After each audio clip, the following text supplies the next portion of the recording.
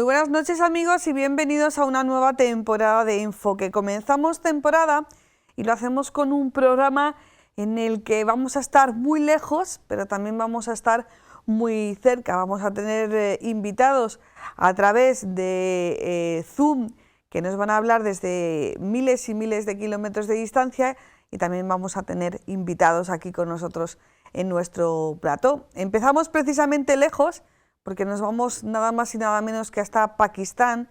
Allí nos recibe el padre Gabriel de Jesús Cruz Trejo, responsable de la misión salesiana en Lahore. Padre Gabriel, buenas noches. Muy buenas noches en España, buenas tardes aquí en Pakistán. Bueno, ¿y qué hace un enfoque hablando de Pakistán? Pues yo creo que tenemos muchas razones para interesarnos por Pakistán. En primer lugar, por esa misión salesiana que ustedes llevan allí tantos años, y en segundo lugar, y ese es el objetivo del programa de hoy, hablar de esa situación que hemos vivido prácticamente minuto a minuto en Afganistán. Pero háblenos primero de usted y de la misión salesiana. ¿Qué hacen los salesianos en Pakistán? Sí, como sabe, los salesianos somos una congregación internacional en más de 133 países en el mundo. Nuestra misión es siempre el trabajo con los jóvenes, con los niños y con los jóvenes. Tenemos sobre todo un trabajo educativo y de escuelas técnicas. Aquí en Pakistán no somos la excepción. Tenemos colegios, sobre todo una escuela técnica de bastante renombre, y internados para niños, y también le llamamos laboratorios o talleres para mujeres, que también es algo nuevo que en Pakistán no se da con facilidad, especialmente para las mujeres. Aquí donde yo vivo tenemos dos casas, una en Lahore, en la ciudad de Lahore, es donde yo me encuentro en este momento, que está más a la frontera con la India. Y tenemos otra casa en la ciudad de Koita, que está en la frontera precisamente con Afganistán. Tenemos un trabajo con afganos y con migrantes afganos, y nuestra escuela está abierta para musulmanes y para afganos en aquella parte del país. Aquí tenemos, por ejemplo, un internado para 150 niños y por supuesto les ofrecemos educación. Así en general es el trabajo que hacemos aquí en Pakistán. Pakistán es un país musulmán. ¿Cómo es la convivencia, la tolerancia con la religión católica, con los fieles Sí, católicos? sí, como tú sabes, Pakistán es el país musulmán más conservador que existe en el mundo. Me refiero a conservador, que no es lo mismo que extremista. Pakistán fue creado después de la Segunda Guerra Mundial, cuando se independizó de la India. Fue creado para ser un lugar de la casa ideal para todos los musulmanes en el mundo. Entonces, todo lo que rige el país está fundado en el Corán, ¿no? Le llamamos la ley islámica o la Sharia. Eh, Primero, cuando se independizó Pakistán, era Bangladesh y Pakistán era el mismo país, es decir, Pakistán. Después Bangladesh se independiza de Pakistán. Y muchos me preguntan, no sé si también es la duda con ustedes, ¿por qué hay cristianos en Pakistán? ¿Por qué hay católicos en Pakistán? Incluso tenemos hindúes, ¿no? Que somos la minoría religiosa, menos del 1.5%. Todos los demás son musulmanes. ¿Por qué hay comunidades católicas o cristianas? Generalmente son anglicanos. Porque antes de la independencia ya había cristianos aquí, es decir, las familias cristianas que vivían aquí siempre han vivido aquí. Lo que pasó fue que el país se crea y se forma toda una comunidad musulmana en este lugar. La convivencia no es fácil, no es fácil, porque como te digo, los musulmanes de Pakistán son muy conservadores. Todo aquel que no es todo aquel que no es musulmán no es bien recibido, incluso si vive aquí. Entonces, las minorías religiosas siempre somos tratadas como de segunda o de tercera categoría, ¿no? En general. Hay excepciones, por supuesto, pero en general la pobreza del país es un país pobre, es un país con muchísima pobreza. También los musulmanes son muy pobres en general, la población musulmana es muy pobre, pero los cristianos somos todavía más pobres. Entonces se puede imaginar la situación de un cristiano que está sobre el nivel de la pobreza normal, es realmente triste, ¿no? En algunos lugares, no sé si hay muchas cosas que no puedo decir, pero en muchos lugares, aunque no está catalogado así, pero todavía existe la esclavitud, ¿no? Hay familias enteras que dependen de un jefe, sobre todo en las fábricas de ladrillos. Hay muchas fábricas de ladrillos en los pequeños pueblitos y hay familias que trabajan como esclavos, familias cristianas, ¿no? Que trabajan sin sueldo y con horas interminables de trabajo, familias, niños, mujeres, ¿no? Porque son cristianos y porque son muy pobres, todavía más pobres que los pobres musulmanes, ¿no? En las ciudades como la que yo vivo, que son ciudades muy grandes, por ejemplo, Lahore es la quinta ciudad más grande del mundo. Lahore, la población es muy grande. La tolerancia de las minorías religiosas es un poco más abierta, es decir, se nos respeta. Pero nosotros vivimos como en una especie de comunidades, también no sé si la palabra es la más adecuada, como guetos, ¿no? Vivimos en espacios dedicados para nosotros. Por ejemplo, aquí donde yo vivo hay una parroquia diocesana, está el seminario diocesano, está el centro de espiritualidad de la diócesis, están las escuelas católicas y las comunidades de las familias que están alrededor somos todos cristianos y católicos, ¿no? Estamos asegurados en una porción geográfica dentro de las ciudades, en pequeñas zonas, ¿no?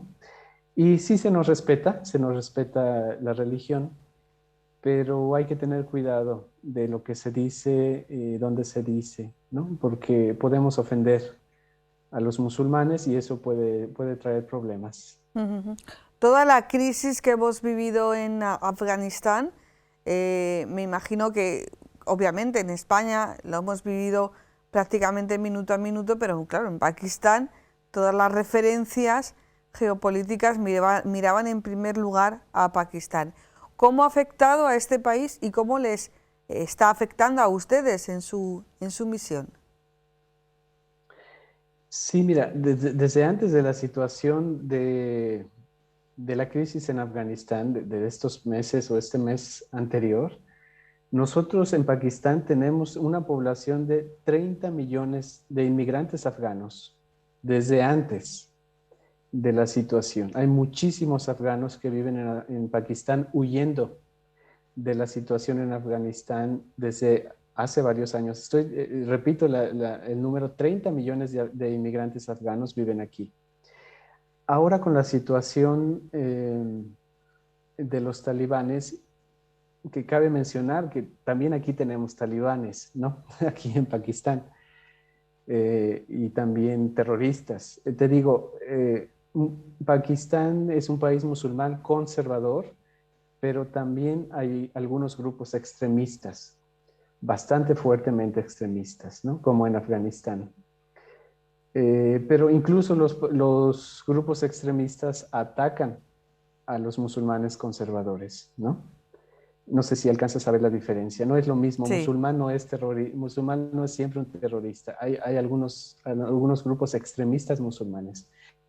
Bueno, ahora con esta crisis de Afganistán, por supuesto, se han movilizado muchísimos afganos aquí a Pakistán. Como te digo, tenemos una casa en la frontera con Afganistán y todos los afganos están detenidos en las fronteras, ¿no? No los dejan entrar a las ciudades y al país en general, ¿no? Por lo que sé, ayer por la mañana estaba viendo las últimas cifras.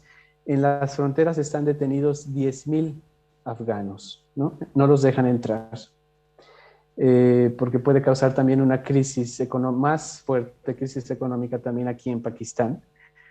De por sí no hay muchas oportunidades de trabajo para los propios pakistaníes, oportunidades de todo tipo, de salud, de educación. Y con estos 10.000 afganos que están intentando entrar al país, pues se va a venir una crisis todavía más fuerte, ¿no?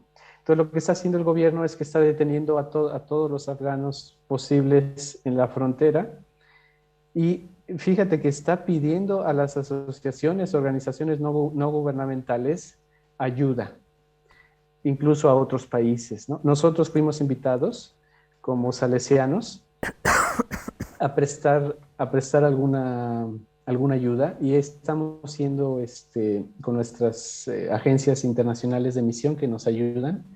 Estamos colaborando con algunos proyectos de ayuda a los afganos. Pero como te mencionaba, de hecho nosotros ya estamos ayudando desde hace años a la comunidad afgana ahí en la frontera, porque nuestras instalaciones y la educación que ofrecemos es para los refugiados afganos que viven ahí en la ciudad de Quetta. Bueno, pues ahí está la presencia de la misión salesiana en Pakistán, en esos dos lugares, en Lahore, desde donde nos habla el Padre Gabriel de Jesús, como en la frontera con Afganistán. Padre Gabriel de Jesús, muchísimas gracias por estos minutitos para nosotros, para traernos en directo la situación que se vive en Pakistán. No será la última vez que hablemos con usted, porque realmente tiene muchísimas cosas que aportarnos, y bueno, pues que se cuiden y que por supuesto cuiden a todos los que tienen a su cargo. Muchísimas gracias. Muchísimas gracias, Ana. Seguimos aquí en Enfoque y a continuación vamos a tener el testimonio de una joven afgana. Cuando tenía 8 años, una noche una bomba atravesó su casa. 6 meses en coma y 2 años de hospitales fueron el resultado de ese ataque. 28 años después, Nadia Julan aún está en tratamiento médico, tiene 36 años, lleva 15 años en España, concretamente en Cataluña. Llegó con una ONG que la trajo para curar sus heridas y ahora tiene una asociación en la que se dedica a dar a conocer la difícil situación que atraviesan las mujeres y niñas afganas, y además intenta que esas niñas y mujeres pues puedan estudiar, puedan leer un libro. Nadia, buenas noches. Buenas noches. Bueno, ¿qué tal estás? Gracias. Dentro de lo que cabe, estoy todavía aguantando la situación. Bueno, ¿cómo has llevado todos estos meses duros? ¿Cómo has visto esas imágenes de tu país, de Afganistán, esa evacuación? ¿Cómo lo has vivido? A pesar de todo el dolor emocional que estoy viviendo, también sigo sufriendo porque la situación unos días estaba mucho en medios de las comunicaciones y todo el mundo hablaba, pero ahora se parece que la cosa mejora, pero no está mejorando. Ahora viene el momento más doloroso para la población civil, porque ahora hay una guerra civil entre dos bandos, uno es los talibanes y otro es el régimen de que está resistiendo contra los talibanes. En el medio, ¿quién va a morir? Pues gente civil. Por esto estoy sufriendo bastante con esta situación. No sé si te puedes comunicar con tu familia allí en Afganistán. ¿Qué te cuentan? Sí, con mi familia estoy en contacto, a pesar que ellos están sufriendo y me pidiendo mi ayuda, pero claro, es que no es tan fácil. He luchado mucho para que pueda salvar a algunos miembros de mi familia, pero no he podido salvar a todos. Así que estoy con esta angustia día a día, pero trabajando para ayudar a mi familia. ¿Han podido venir algunos a España? Una hermana, unas primas sí que han venido, están en España, pero la resto de mi familia siguen estando en Afganistán. Mi madre, mi padre y mi hermana están en Kabul.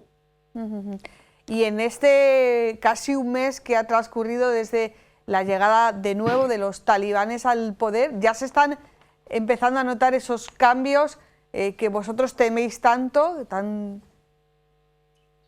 Claro, los cambios se están notando mucho porque, claro, ahora las niñas a partir de primero de eso no pueden ir a estudiar y esto es muy triste porque, claro, tú sabes que las niñas a partir de 12 años, 13 años ya es el momento que pueden crecer y aprender más. Si no dejan estudiar después de esta edad, es cómo va a avanzar el país. Y por otro lado también la violencia, la pobreza, porque con ayuda de internacional pues la gente estaban recibiendo bastante soporte y ahora pues cada día menos.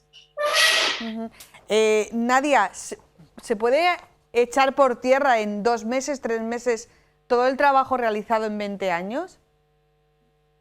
Es que yo creo que no tan solo le han echado por tierra, sino le han dejado con mucha desesperación el pueblo afgano, porque ahora el pueblo afgano no puede ver su futuro y la desesperación, porque los seres humanos estamos viviendo con una esperanza, con un objetivo, y todos nuestros objetivos de golpe se eliminó, y esto pues es muy fuerte.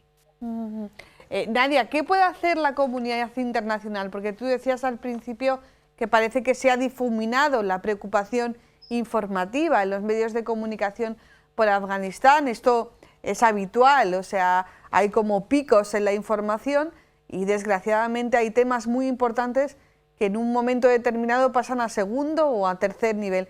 ¿Qué tiene que hacer la comunidad internacional, los medios de comunicación y también la sociedad, los individuos que componemos la sociedad? Sobre todo que nos envían más armas y más militares en mi país, porque ahora los resistentes del norte, ahora hace un momento he visto sus fotos en Francia, un grupo que están preparándose para ir contra Talibán, pero en el medio morirán muchas personas inocentes como mi familia. No queremos más guerra. Pase lo que pase, por favor, que no ayudaran a Afganistán con armas, porque las armas es el peor enemigo de Afganistán. Si quieren ayudar a la comunidad internacional, abrieran universidades, escuelas para que niñas puedan estudiar, para que puedan salir de su casa y estudiar y ver y saborear el valor de paz. Esto es muy importante y yo quiero que si realmente nos quieren ayudar, que recojan los refugiados afganos y los que están en Afganistán ayudan a través de ayuda humanitaria, no a través de armas y todo eso, porque destruyen más. Pero alguien tiene que poner orden, de alguna manera hay que poner orden. Claro, ahora estamos como mujeres nos han cogido la libertad, pero nos han dejado como, vale, si no tenéis libertad, pero estáis en paz.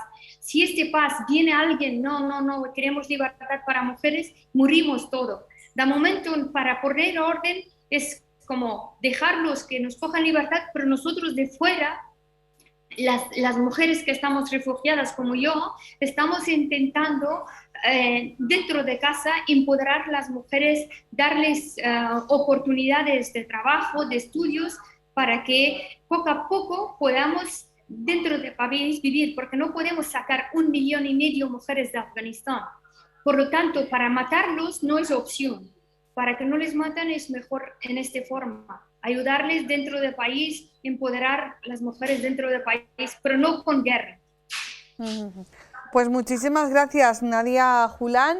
Gracias por tu testimonio, gracias por tu trabajo en España y a ver si pronto podemos volver a hablar contigo de una forma con más tiempo y podemos saber más de lo que realmente está pasando en Afganistán y lo importante, de lo que pensáis los hombres y mujeres afganos. Muchísimas gracias. Buenas noches. Gracias a vosotros. Buenas noches.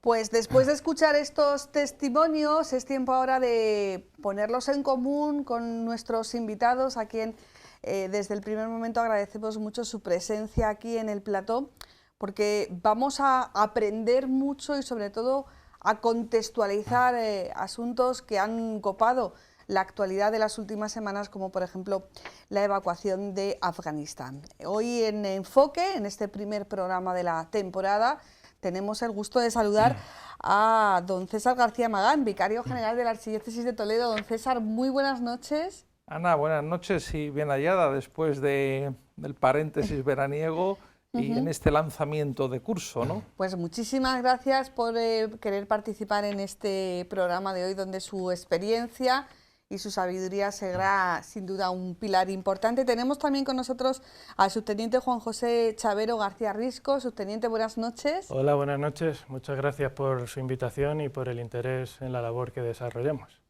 Bueno, pues ha sido, la verdad es que ha sido una gestión rapidísima con el Ministerio de Defensa, con su gabinete de comunicación y su unidad que nos ha puesto a disposición el perfil. Nos dijeron, lo que queráis, lo tenéis y aquí tenemos. Ayer por la mañana me lo comunicó mi jefe inmediato y bueno, pues aquí estamos para lo que sea menester.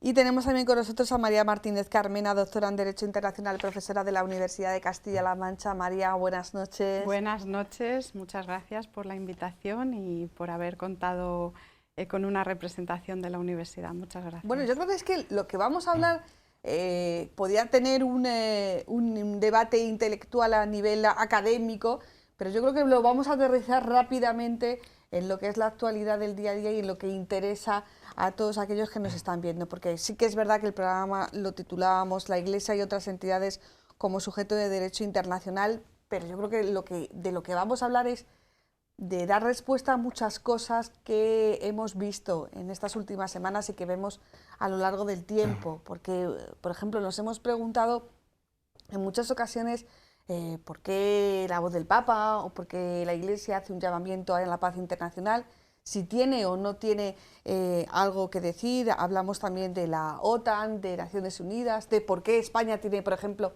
que estar en Afganistán. De todo esto vamos a hablar en este tiempo, pero yo creo que podemos, para ir centrando el debate, podemos empezar definiendo qué es un sujeto internacional de derecho, César. Bueno, a mí me da apuro decirlo, estando aquí la profesora de Derecho Internacional. Pero es que es mejor que luego a ella le pregunte por qué la Iglesia es un... así os pongo un poquito Bueno, pues básicamente digamos que pues en ese ámbito internacional, pues es un centro imputacional de derechos y deberes, o sea, es alguien que es capaz de hacer pues una actividad con relevancia jurídica en ese ámbito, ¿no? Y entonces lo mismo que en el ámbito, digamos, del derecho pues privado, además, pues la personalidad es física jurídica que es capaz de realizar acciones relevantes, restablecer relaciones jurídicas, ¿no? Pues con otros. Y en ese ámbito, bueno, ahí hay una apreciación, pero ya digo, luego la profesora pues puede profundizar, que en ese ámbito del derecho internacional público pues rige el principio de la eficacia, ¿no? Es decir, no hay, como en el caso interno, ¿no?, pues una ley que diga esto es una persona jurídica, una asociación, una fundación, pero sino si un sujeto realiza actos con relevancia jurídica en ese ordenamiento, podemos ahí detectar una subjetividad, ¿no?, un sujeto de derecho internacional. Digo porque por ahí se orienta también la situación de la Iglesia. Bueno, ¿la Iglesia es un sujeto de derecho internacional? La Iglesia es un sujeto de derecho internacional.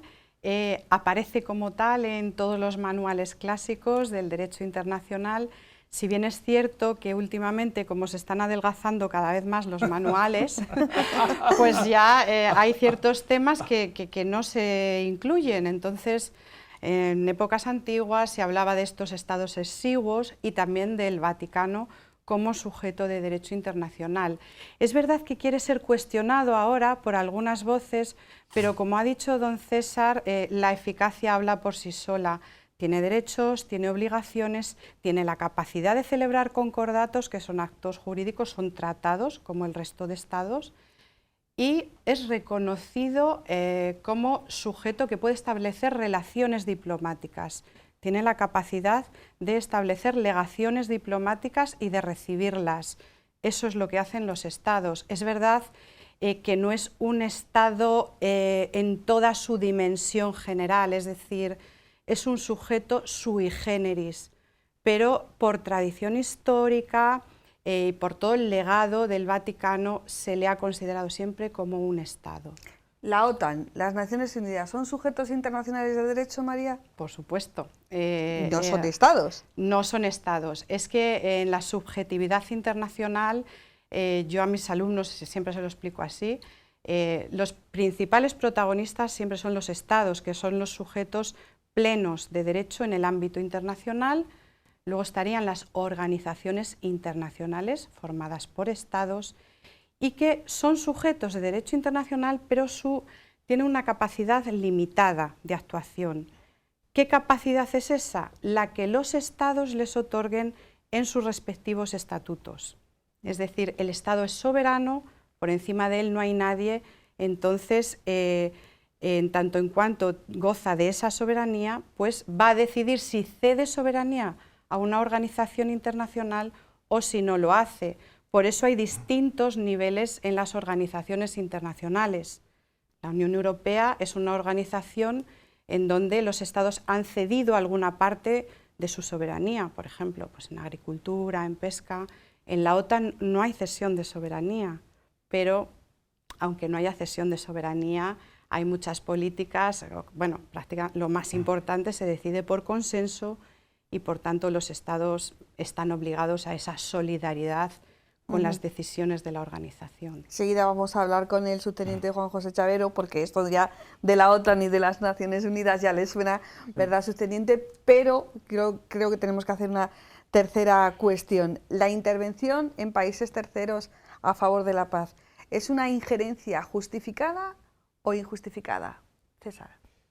Bueno, cuando el conflicto de los Balcanes, antes fuera del micrófono hablamos un poco con la profesora, bueno, y también con el subteniente, el Papa Juan Pablo II desarrolló un magisterio que no era del todo innovador, pero sí supuso un crecimiento con él, donde él empezó hablo a nivel de doctrina social de la Iglesia, ¿no?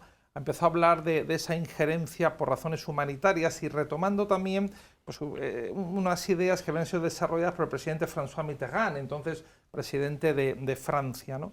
Entonces él hablaba de ese deber de injerencia por razones humanitarias que tenía como cara de reverso de la moneda, ¿no? Porque derechos y deberes son el anverso y el reverso de la misma moneda, pues el derecho de asistencia que tenían pues poblaciones que se veían pues víctimas de situaciones de incluso de crímenes de guerra, etcétera, ¿no? Ahí está un gran paso, yo creo, a nivel de comunidad internacional con el Tribunal Penal Internacional, que es capaz de juzgar delitos en esa jurisdicción universal. Entonces, en ese sentido, el Papa Juan Pablo II, claro, ahí se plantea toda una serie de problemas luego prácticos, porque a nivel de académico, incluso a nivel pues el Papa de pronunciar un discurso en el ámbito que sea, luego están los flecos prácticos que son los que estos señores tienen luego que concretar, ¿no? Claro, al Papa le plantean, bueno, claro, sí, la injerencia, pero entonces ¿es justo desarmar al que es injusto? Pues sí, pero claro, para desarmarle tenemos que emplear un uso justificado de la fuerza, porque al otro no, que por las buenas me va a entregar. Pero yo creo que ahí yo sé que hasta fue discutido en distintos ámbitos, pero ahí yo creo que hay un punto como de maduración o de desarrollo de la conciencia internacional. ¿En qué sentido? Y si me permiten ustedes la analogía con el tema, fíjense, con el tema un poco de la violencia doméstica, haciendo una analogía, un salto.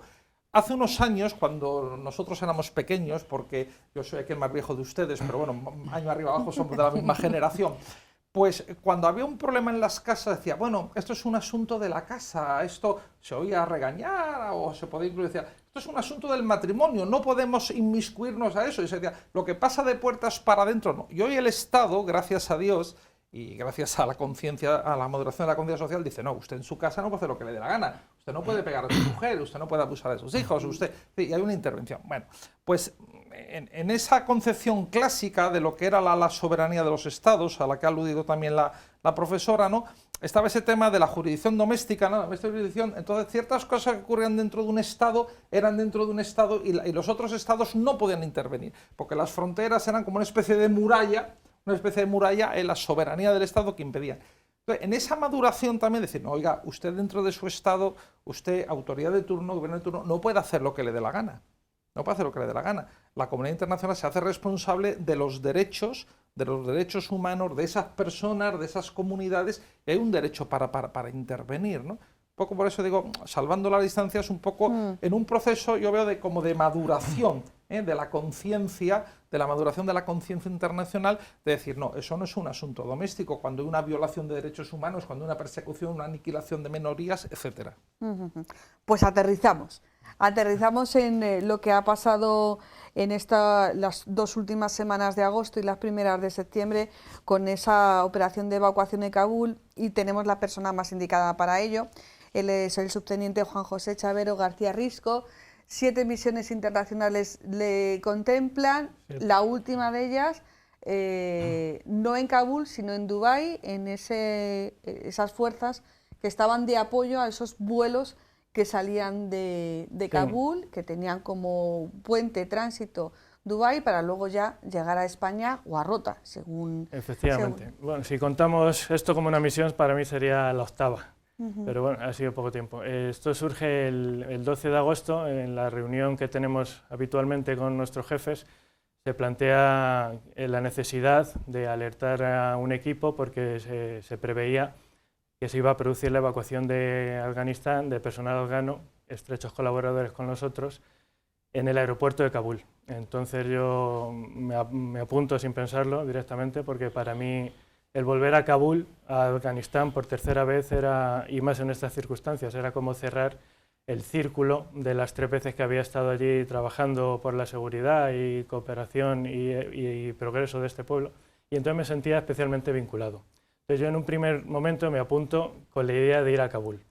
Posteriormente, pues por necesidades de coordinación y otros asuntos, el papel que se nos deja a nosotros, como a mi unidad, al grupo de apoyo a la proyección, que es al que pertenezco, pues es establecer un enlace intermedio en Dubái, en el aeropuerto de Dubái, de tal manera que el Ejército del Aire, con su personal, se ocuparía de establecer una unidad de terminal en el aeropuerto de Kabul y trasladar el personal afgano hasta un punto intermedio, un puente aéreo, donde nos haríamos cargo nosotros de trasladarlos a territorio nacional.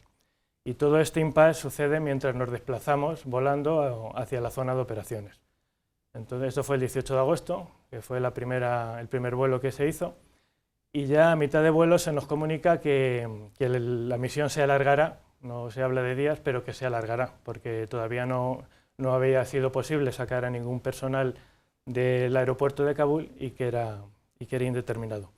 Con lo cual, pues bueno, el primer vuelo, llegamos allí a Dubái, establecimos contacto con el resto de personal español que ya se había encontrado allí desplegado y aguardamos instrucciones. Gracias a Dios, pues finalmente el primer vuelo de refugiados pudo salir al día siguiente, el día 19 de agosto, y salió el A400 de Kabul con 110 refugiados que aterrizó en Dubái, y fue el que nos trajimos nosotros.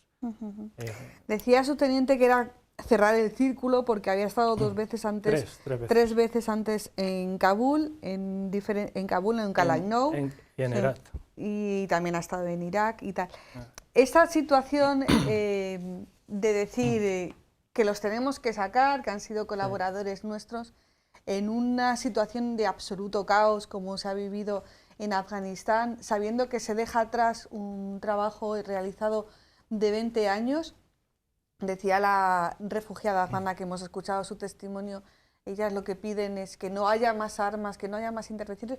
¿Ustedes realmente lo ven como una misión intervencionista, todo el trabajo que se ha realizado durante 20 años? No, en absoluto. Nosotros cuando fuimos ahí fuimos en virtud de un mandato legal y fuimos a trabajar por la seguridad, la estabilidad y el progreso del pueblo afgano. Establecimos distintos cometidos, empezamos con un primer contingente que se desplegó en el 2002, posteriormente en el 2005 con la creación de los equipos de reconstrucción provincial, que fue mi primera misión allí en Kalaino, en la provincia de Badghis, pues allí estuvimos contribuyendo a la reconstrucción de la zona y estuvimos haciendo la gestión de construcción de carreteras, saneamientos, escuelas, el Instituto de la Mujer, urbanizando lo que es la canalización del alcantarillado, por ejemplo, que hasta entonces circulaba al aire libre, y estuvimos, el aeródromo, dejamos allí una importante base que cedimos al ejército afgano, y en todo momento estuvimos trabajando en estrecha colaboración con el personal afgano, desde el personal de la limpieza, los constructores, el pequeño empresario, el pequeño contratista. Siempre hemos trabajado en estrecha colaboración con el pueblo afgano, con lo cual nunca hemos sido percibidos como una fuerza de ocupación o una injerencia en sus asuntos, sino que siempre nos han percibido como alguien que estaba dándolo todo por ellos, por darles la oportunidad de seguir adelante y de poder alcanzar una nueva vida, que es al fin y al cabo para lo que fuimos hace ya 20 Otra años. cosa es el desenlace de estos 20 Sí, años. eso Claro, que ahí poco tenemos que decir, ¿no? Ahí prácticamente nada, los acontecimientos se han desarrollado así y a nosotros como Fuerzas Armadas y Ejército de Tierra en particular pues nos queda la satisfacción del deber cumplido, de haber trabajado codo a codo con ellos, tanto instruyendo al personal, al ejército afgano, que fue mi segunda misión en Caneston, en Herat, como contribuyendo a la creación de infraestructuras, que fue la primera, o esta última del 2019, operando la unidad de terminal del aeropuerto y contribuyendo a que todo el personal y recursos procedentes tanto de territorio nacional como de zona de operaciones pues se desarrollara lo mejor posible y en provecho de la operación y del trabajo que se estaba realizando allí. Con lo cual, pues las circunstancias han sido las que han sido. Hemos puesto nuestro punto final contribuyendo a la evacuación y a salvar a todo el personal que nos ha sido posible mientras las circunstancias lo han permitido y el puente aéreo se ha mantenido y con eso es con lo que nos tenemos que quedar.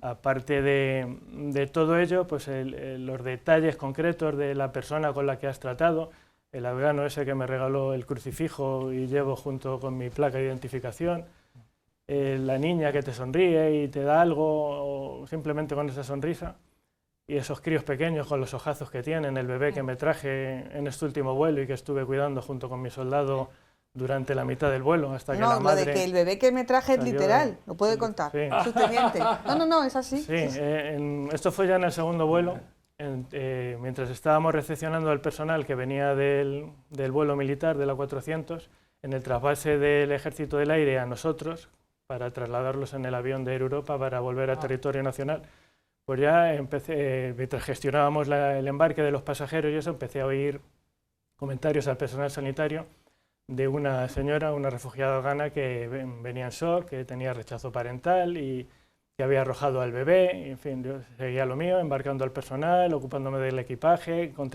colaborando con el resto de unidades para ubicar a los pasajeros dentro del avión y todo eso. Cuando ya se inician las maniobras de despegue y el avión sale, oigo que le habían dado el bebé a una nodriza. El personal sanitario sigue atendiendo, eran dos, un médico y enfermera, está atendiendo al resto de pasajeros, la soldado que yo llevaba y conmigo atendiendo por otro lado, y entonces ya viene una azafata y nos dice que hay una afgana que pregunta qué hace con ese bebé. Entonces, claro, ya nos acercamos a la afgana, que ya tenía bastante ya con sus hijos, porque realmente pues, las familias eran numerosas, tenían 4, 5, 6 hijos, y tenía al bebé puesto sobre la rodilla, no quería al bebé. La madre del niño era una joven afgana, estaba en shock totalmente porque llevaban 2 o 3 días en el aeropuerto a la espera de poder embarcar. El bebé tenía quemaduras del sol en la parte derecha y lloraba mucho porque tenía hambre.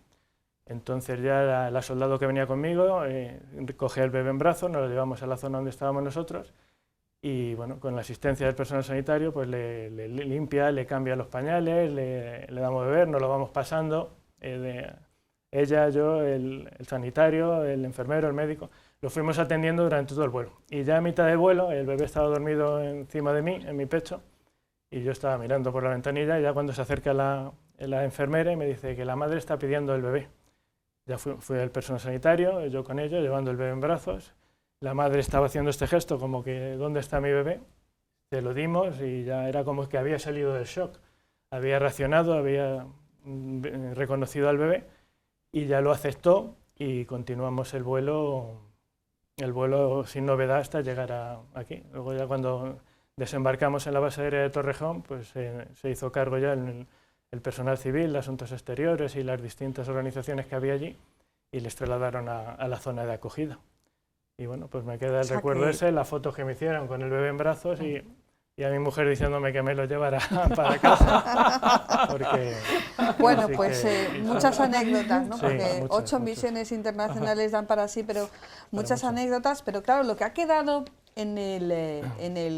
yo creo que en la conciencia de la sociedad española, y eso sí que, y por poco tiempo, porque vamos a salto de caballo, porque ahora tenemos lo del volcán y estamos todos, claro, preocupados por lo del volcán, lo que ha quedado es que hay una pregunta, y seguro que María, que ya ha comenzado sus clases, y seguro que César, que las va a comenzar en breve en San Dámaso, cuando toque este ámbito del derecho internacional, se lo van a preguntar, bueno, ¿y para qué vamos? ¿Para qué vamos? ¿Qué pinta allí España? ¿Qué pinta la OTAN? Es más, hay unas declaraciones del Papa Francisco, que seguro que César y todos los presentes las han escuchado. Es necesario poner fin a la política irresponsable de intervenir desde fuera y de construir en otros países la democracia ignorando las tradiciones de los pueblos. El Papa cita, fue en la entrevista con Herrera, con Carlos Herrera, a Merkel, aunque la cita es de Putin, pero bueno, la declaración está ahí. ¿Por qué vamos? ¿Esto nos tiene que servir de recordatorio, se supone que fracaso? ¿Nos tiene que servir de recordatorio para cuando...? Pues yo creo que sí. Yo estoy de acuerdo con esa recitación que hace el Papa Francisco, porque las intervenciones de carácter humanitario o de otro tipo, porque en principio la de Afganistán, la coalición liderada por los Estados Unidos, no es de carácter humanitario, es una respuesta a los atentados del 11 de septiembre. Luego la de la OTAN, en la que él intervino, es de otro carácter, es de estabilización y reconstrucción, como ha dicho él. Yo creo que ese tipo de misiones hay que hacerlas con cuentagotas. Es muy difícil y son temas muy espinosos y nunca se sabe si por hacer un bien al final estamos haciendo un mal a esa población. Es muy difícil transponer, como los Estados Unidos en muchas ocasiones han querido hacer, nuestros valores de democracia, libertad y derechos humanos tal y como nosotros los concebimos a otro tipo de sociedades que distan mucho culturalmente de las nuestras. Entonces, yo creo que siempre en esos casos hay errores de cálculo muy importantes. A mí personalmente Afganistán, pese a todo, me parece un esfuerzo gigante para un resultado, bueno, pues excesivamente exiguo. No voy a decir un fracaso total, pero un resultado que se puede considerar en términos de geoestrategia para los Estados Unidos, pues una victoria pírrica. Y esto lo vimos ya en el año 2011. Si en el año 2011 se da captura y muerte a Bin Laden, después de muchísimos años, desde el 2001, buscándole como el símbolo, ¿no? El reclamo internacional de Al-Qaeda. Entonces, bueno, pues ha habido un gasto ingente de recursos monetarios, pero sobre todo humanos, que son los más importantes, para conseguir algo que no ha sido, bueno, pues que ha sido poco en definitiva. Bueno, la clave era frenar el terrorismo internacional, pero eso se podía haber hecho con inteligencia y con operaciones puntuales, con operaciones selectivas y no con un gasto de recursos tan gigantesco. Bueno, las infraestructuras quedan ahí, el pozo de la presencia, vamos a barrer para casa, de la presencia española queda ahí. Pero César, pero tampoco podemos, sí que es verdad que cada vez estamos más o blanco o negro, polarizados o sí o no, tampoco podemos hacer un muro y decir, bueno, allá se las compongan ellas, porque tenemos un deber moral, no solamente por nuestra fe, sino que tenemos un deber moral, ¿no? Sí, claro, yo ahí distinguiría, en línea con lo que decía la profesora, que suscribo en los principios que mantenía, lo que son las políticas, la geopolítica o las geoestrategias de lo que son los principios, ¿no? Porque claro, ella lo ha matizado, ¿no? Hay misiones y misiones, hay situaciones y situaciones, ¿no? Y evidentemente cuando se juega con fuego no termina quemándose. Si nos retrotraemos a la etapa incluso anterior de hace unos cuantos años, pues claro, Estados Unidos en ese tablero mundial de ajedrez, ¿no? A un cierto punto pone a los talibanes como, digamos, fuerza de choque, entre comillas, irregular, cuando la invasión de la Unión Soviética, etcétera. Y luego, claro, luego el invento pues se vuelve, ¿no? Y luego, en línea con lo que en esa geoestrategia, geopolítica, en línea con lo que decía la profesora, ¿no? Ahí tenemos ejemplos de la historia, en el siglo XIX, cuando Napoleón y, digámoslo así, Francia en general, pues quieren expandir por toda Europa su revolución, y claro, dice, y encuentra ese rechazo. Bueno, si vamos llevando la libertad, la igualdad y la fraternidad, ¿cómo nos reciben? Pues aquí en caso en España, ¿no? Con la guerra de guerrillas, o en Madrid con la resistencia civil, etcétera. Bueno, pues porque las cosas, ahí está todo el tema más amplio de lo que es la inculturación, y que esa inculturación, la profesora lo ha hablado en el tema de los derechos humanos, pero es más genérico incluso para nosotros, para el tema del Evangelio.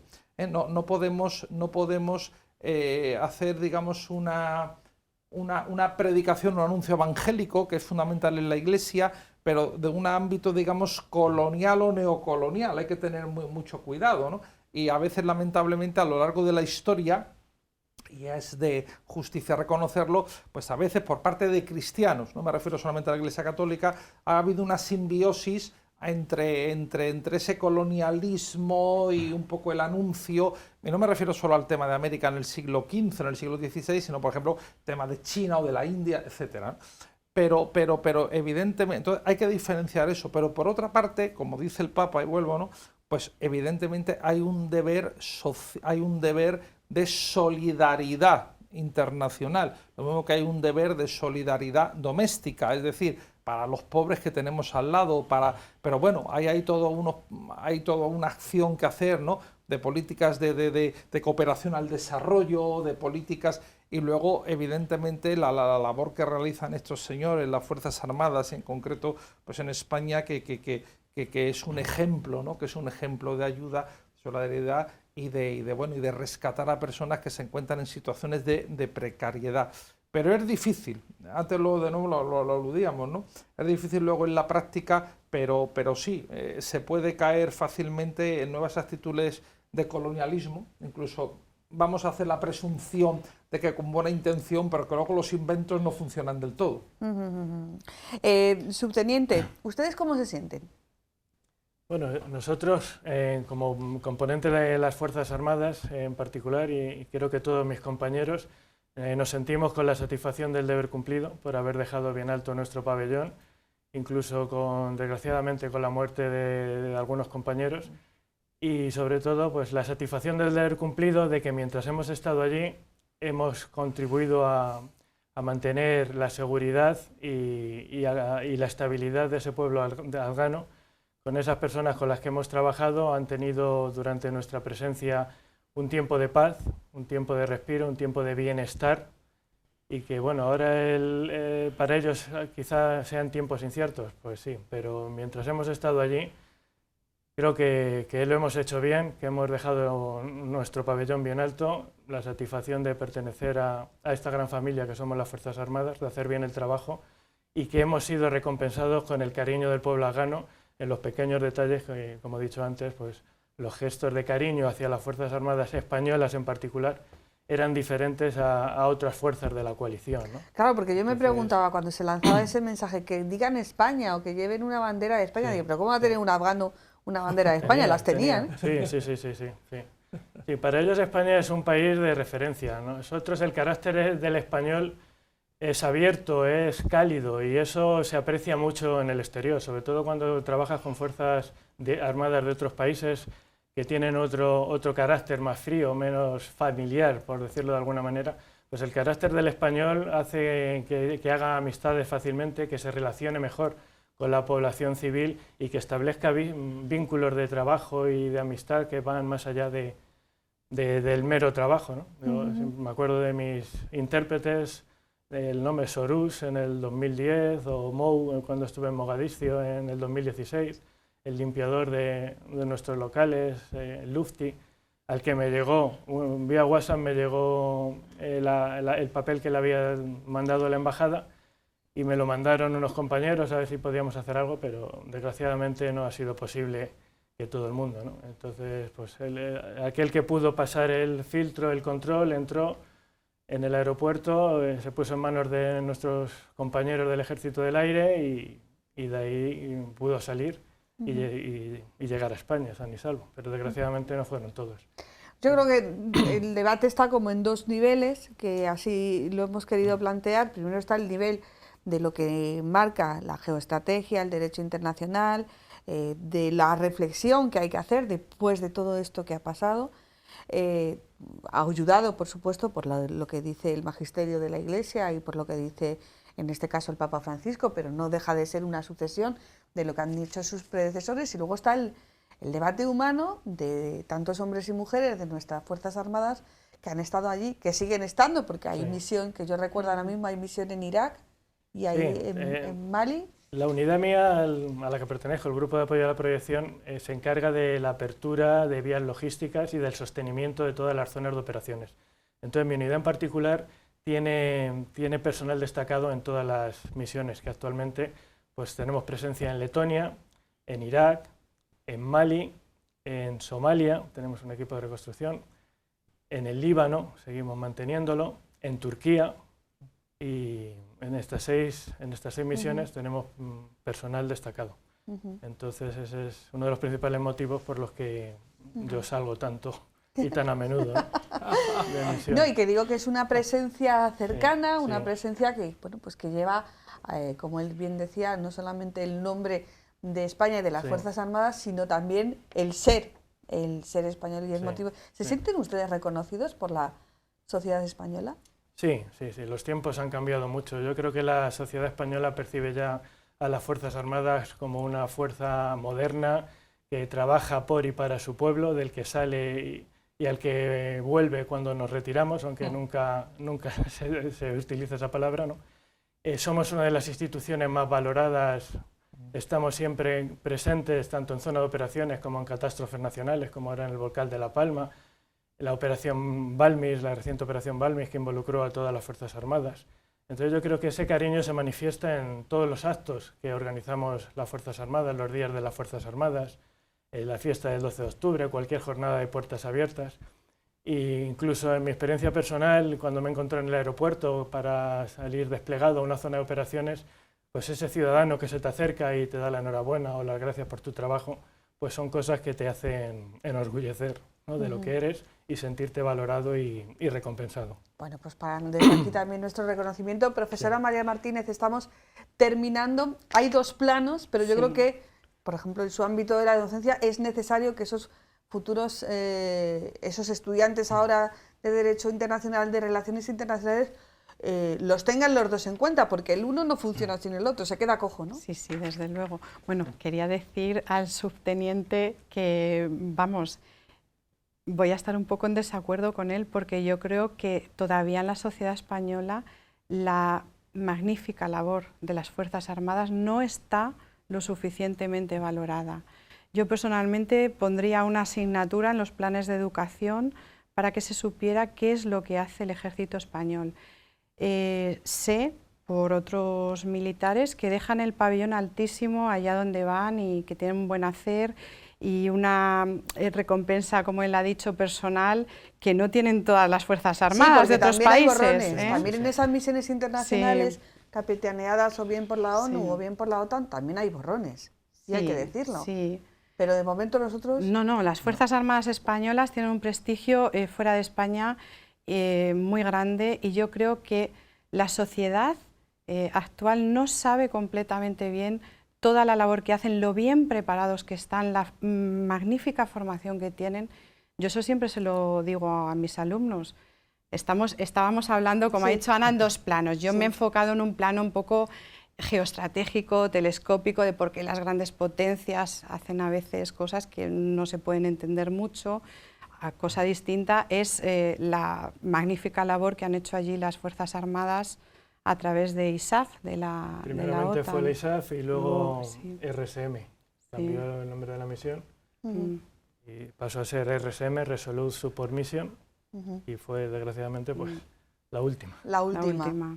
Y don César García Megán, vicario general de la Archidiócesis, hemos tirado de su experiencia no lo ha querido decir, pero de su experiencia en diferentes nunciaturas repartidas por Europa y por América. Y queremos también una reflexión final en torno a por qué muchas veces no te tienes que callar cuando te dicen qué pinta aquí la Iglesia o qué tiene que decir el Papa, porque hay una autoridad y hay una responsabilidad moral a la hora de denunciar y también a la hora de hacer, ¿no? Sí, efectivamente, pero antes también permíteme una pequeña digresión para apoyar lo que decía aquí nos insubordinamos hoy contra ti, Ana, para apoyar lo que decía la profesora, que el subteniente generosamente, y es verdad, mayoritariamente yo creo que ha habido una gran evolución en la sociedad española, subteniente, pero lamentablemente hay franjas y hay sectores que todavía les queda camino por recorrer en ese reconocimiento. Y a lo mejor en España un fallo que hay en el sistema educativo, a lo mejor no es el único, pues es también esa formación, esa educación en defensa, ¿no? En temas de defensa, entendido por reconocer lo que hace las Fuerzas Armadas, o sea que apoyo. Vuelvo después de la digresión. Pues muy sencillo, pues porque una frase muy sencilla, ¿no? Como aquello que dice el clásico, nada humano me es ajeno, eso es perfectamente aplicable al Evangelio. El Evangelio pues es buena noticia para todo el hombre y para todos los hombres y para toda la esfera humana, en el ámbito personal y comunitario, interno y externo. Entonces, un reduccionismo del Evangelio al ámbito mero de la conciencia y al ámbito privado sería falsear el Evangelio, la buena noticia del Evangelio. Evidentemente, el compromiso del Evangelio, y ahí están, por ejemplo, las bienaventuranzas, que es como la carta magna del Nuevo Testamento, bienaventurados que trabajan por la paz, bienaventurados, etcétera, pues nos implica desde la fe un compromiso por ese trabajo de la paz. Pablo VI pues habló, dirigiéndose, era diplomático, que vosotros sois los artesanos, ¿no?, de la paz. Y ahí está ese corpus magnífico que yo invito a leer, ¿no? Para cada 1 de enero los papas desde hace 40 años hacen un mensaje por la Jornada Mundial por la Paz. Pablo VI, Juan Pablo II, Benedicto XVI, habla el Papa Francisco, ¿no? Y evidentemente, o sea, la justificación, ¿por qué ese compromiso por la paz? Porque la justificación de cualquier violencia, de guerra o de atentado, desde el planteamiento religioso que sea y desde el monoteísmo que fuere, o politeísmo, me da igual, es una gran blasfemia contra Dios, es tomar el nombre de Dios en vano y es falsificar hasta el máximo lo que significa el hecho de lo que significa Dios, ¿no? Lo que significa Dios, y hablo no solamente de un punto de vista cristiano o católico, sino desde el punto de vista de la filosofía de la religión. Eso lo han dicho los papas y lo han dicho también líderes de otras confesiones, ¿no? Que eso no es justificable, y por lo tanto hay un compromiso, tiene que haber un compromiso del cristianismo, pero también de las demás religiones, de todas las religiones, pues por lograr esa paz y esa concordia universal. Pues muchísimas gracias a los 3 invitados, presenciales también aquellos que han intervenido a través de Zoom. Profesora María Martínez, muchísimas gracias por estar aquí. Había estado en otros programas, pero esperemos que la experiencia le haya sido satisfactoria, podamos volver a contar con usted. Muy grata, por supuesto. Subteniente Juan José Chavero García Risco, bueno, pues suerte en la próxima misión. Y sobre todo, bueno, que traslade a todos sus compañeros y a todos los responsables de la unidad. Primero nuestro agradecimiento, porque la verdad es que la predisposición ha sido fantástica, pero más importante de que haya usted venido aquí es su labor, su trabajo, todo lo que hace y ese buen hacer que lleva el nombre de España por todo el mundo. Y don César García Magal, muchísimas gracias por haber tenido unos minutitos para estar aquí en Canal Diocesano y sobre todo pues también por esa predisposición y por su generosidad a la hora de trasladar su sabiduría. Muchísimas gracias. Y a todos ustedes ha sido el primer enfoque de esta nueva temporada. Sí que es verdad que nos hemos pasado un poquito de tiempo, espero que mis compañeros me lo perdonen, pero yo creo que el tema merecía la pena. Hasta la semana que viene, buenas noches.